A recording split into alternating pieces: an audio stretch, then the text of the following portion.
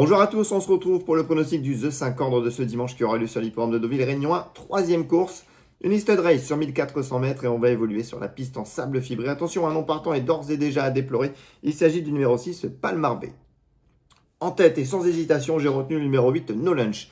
Alors c'est vrai qu'il reste sur quelques tentatives décevantes, mais c'est un concurrent qui possède largement la pointure d'une telle course et surtout, il adore les pistes en sable fibré. En 3 essais, on a 3 victoires, bref.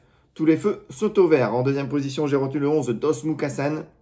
Vraiment, sa dernière victoire a été vraiment plaisante. Le cheval s'est imposé très facilement. Alors, c'est vrai qu'il a eu le parcours en or, mais le style était là. Bref, je pense qu'il doit jouer un tout premier rôle. En troisième position, attention, numéro 5, Fast Rage. C'est une valeur sûre sur cette piste et à ce niveau.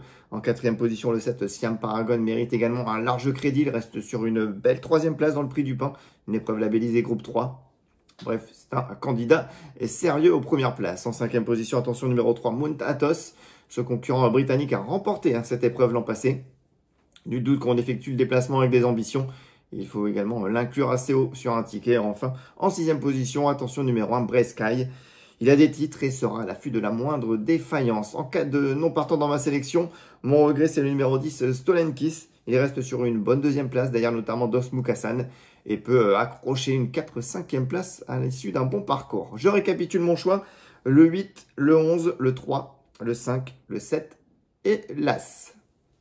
On va passer maintenant à ma petite folie, on va rester à Deauville, on va même rester dans le The 5 ordre, la R1C3 avec le 8 de No Lunch. Alors je ne vous cache pas que je suis très confiant avec sa candidature, il adore les pistes en sable fibré.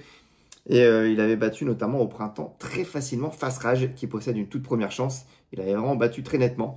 Bref, à mon avis, il ne devrait pas taper loin. Et le fait qu'il reste sur des tentatives un peu décevantes va remonter un peu sa cote. Peut-être le pari à suivre. Ensuite, j'ai 3 repérés à vous recommander. Tout d'abord, on va rester à Deauville, R1, avec la C8 et le 4 Sunrise. Ça s'est mal passé la dernière fois, elle a loupé son départ, elle s'est retrouvée en retrait. Et n'a pu se montrer à la hauteur, mais il faut oublier cette tentative. Et surtout, en août, elle avait pris une bonne 5e place sur le parcours qui nous intéresse en finissant plaisamment. Elle peut remettre les pendules à l'heure à une cote spéculative. Ensuite, toujours à Deauville, R1, dans la 9e course, le 4 Felicia Storm. Alors, ces dernières tentatives sont plutôt bonnes, la forme est là.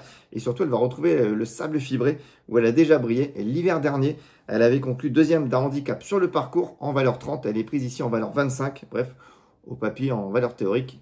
C'est une très belle chance, méfiez-vous-en. Enfin, on va aller voir du côté des trotteurs en R4 à Argenton dans la 8e course avec l'As Express Dark.